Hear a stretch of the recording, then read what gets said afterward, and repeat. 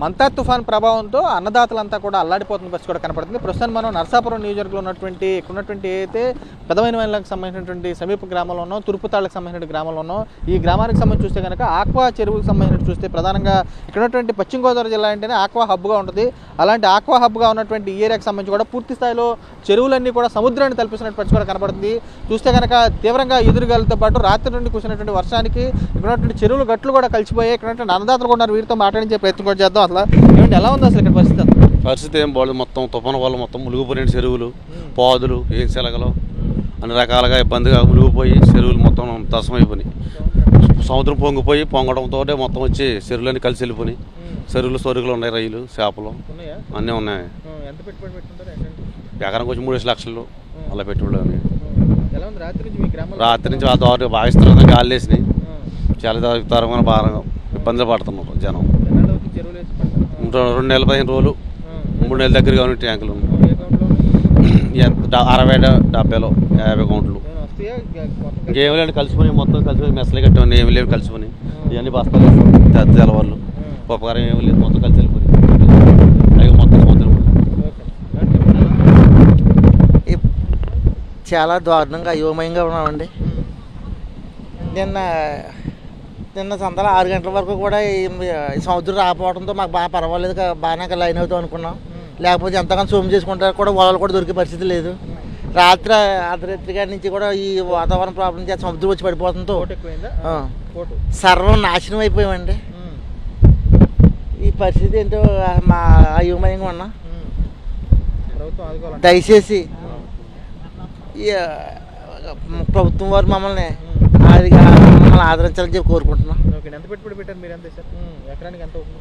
3 లక్షలు 3,50,000 పెట్టి పెట్టాం. వనం వేసాం. చేతికి వచ్చే పరిస్థితి నైట్ అకస్మాత్తుగా మునిగిపోయింది కదండి. మొత్తం అకస్మాత్తుగా మునిగిపోయింది. ఎవరు ఏం చేసే పరిస్థితి లేదు. ఆగుతుందని ఉద్దేశంతో బట్టలే కట్టించాం. మెసలు కట్టింది, మెసలు గాలికి ఎగిరిపోయినాయి. అకస్మాత్తుగా 1.5 మీటర్ హైట్ పెరిగేటప్పటికి ఎవరు ఏం చేయలేదు. అయోమయ పరిస్థితి. కరెంటు కూడా లేదు. చెట్లు పడిపోయి మా ప్రాణాలు మేము కాపాడుకునే పరిస్థితిలో ఉన్నాం తప్ప ఇంకా ఈ చెరువు దగ్గర వచ్చే పరిస్థితి కూడా లేకుండా అయిపోయింది దీనివల్ల. చెప్పండి, ఎప్పుడు వచ్చారు బయటికి రావడానికంటే ప్రస్తుతానికి ఏంటంటే ఈ తుఫాన్ ఎఫెక్ట్ స్టార్ట్ అయిన దగ్గర నుంచి కూడా రైతులు చాలా అలర్ట్గా ఉండి కష్టపడ్డ పరిస్థితి చేదాటిపోయింది.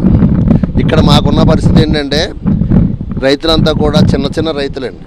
తలో ఎకరం ఏదో ఎకరం ఇలా చేసుకునే రైతులంతా కూడా ఈ ఆధారం అంతా కూడా జీవనోపాధి కూడా ఈ ఆక్వా మీద ఆధారపడి ఉంది. మొత్తం అంతా కూడా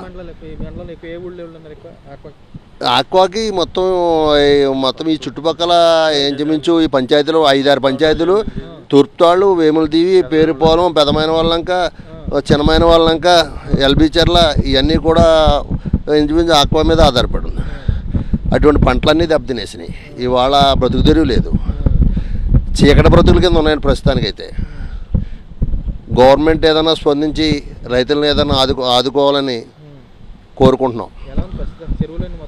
చెరువులన్నీ కూడా మొత్తం మునిగిపోయినాయండి. రైతులు చాలా ఇబ్బంది పడుతున్నారు. ఇవాళ బ్రతకడానికి దారి లేదు రైతులకి. అంత దారుణమైన దుస్థితిలో ఉన్నారు. పెట్టుబడులు ఎకరానికి వచ్చి ఇవాళ ఇక్కడ చెరువు వేసి 1 నెల గడిచిందంటే దానికి ఎకరానికి వచ్చి 1 లక్ష రూపాయలు దాటి పెట్టుబడి అవుతుందండి. ఇవాళ కౌంట్కి వచ్చేటప్పటికి 2 నెలలు గడిచిందంటే 3 లక్షలు 4 లక్షలు కూడా పెట్టుబడి అయ్యిందండి. అటువంటి చెరువులన్నీ మునిగిపోయినాయి. ఆ చెరువులు అంటే పండు చేపలు వేసుకునే వాళ్ళు సంవత్సరం వరకు పెంచుకోవాలి. వాళ్ళ పరిస్థితి కూడా అయ్యోమైపోయింది. మా పండు చేపలు కూడా మునిగిపోయినాయి రైతులందరూ కూడా. ఇక్కడ మాకు పరిస్థితి ఏంటంటే బీరపోదులు, ఈ వంగ తోటలు ఇటువంటివన్నీ వ్యవసాయం చేసి బతుకుతారండి. మిరప వ్యవసాయం అవన్నీ మునిగిపోయినాయండి. మొత్తం ఒకలాగా అన్ని దెబ్బతినేసి బ్రతకడాకైతే నిరాధార మీద రోడ్డు మీద ఉన్న పరిస్థితిలో ఉన్నారు రైతులంతా కూడా.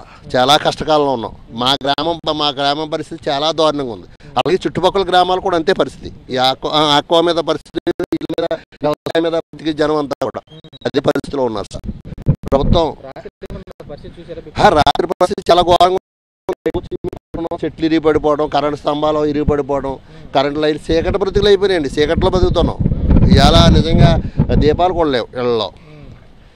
ఇప్పుడు అందరూ ఇప్పుడు ఇన్వర్టర్లు పెట్టుకుని అందరూ ఏసీలు పెట్టుకుని ఉన్న వాళ్ళు కూడా కాదు, అందరూ లేబర్ ఎక్కువ. అదే పరిస్థితి అండి. ఇవాళ దీపాలు లేవండి ఇళ్ళలో. పిల్లలతో ఇబ్బంది అండి. చంటి పిల్లలు ఉన్న వాళ్ళు చాలా నరకం చూశారు. అది పరిస్థితి అండి. త్వరగా ప్రభుత్వం ఆదుకుని ఈ విద్యుత్ లైన్లు కూడా ముందు త్వరగా చేయించి బాగు చేయాలని కోరుకుంటున్నాం. ప్రభుత్వం అండగా ఉండాలని, ప్రజలందరినీ ఆదుకోవాలని కోరుకుంటున్నాం. ఎలా ఉంది పరిస్థితి? ఎలా ఉంది? పరిస్థితి ఏం బాగోలేదండి. మొత్తం సర్వనాశనం అయిపోయింది. రాత్రి మొత్తం కరెంట్ లేదు.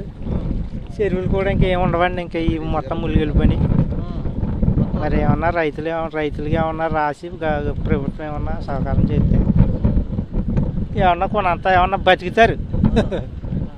లేదంటే ఎప్పుడు ఇలాగ అవుతుందండి. ఏదో బూట్ చెట్టుకొని కొట్టుకుపోతాం. మేము 2 ఎకరాలు గట్లు కలిసిపోయినాయండి. ఇలాగ ఒక 4 లక్షలు అయిందండి పెట్టుబడి. ఓ ఎకరం గోవులకండి. ఓ ఎకరం ఎలా ఉంది పరిస్థితి? పరిస్థితి బాగాలేదండి. మీరు చూసినట్టే ఉంది. సముద్రంలో అయిపోయింది. ఆ 4 లక్షలు లాసే.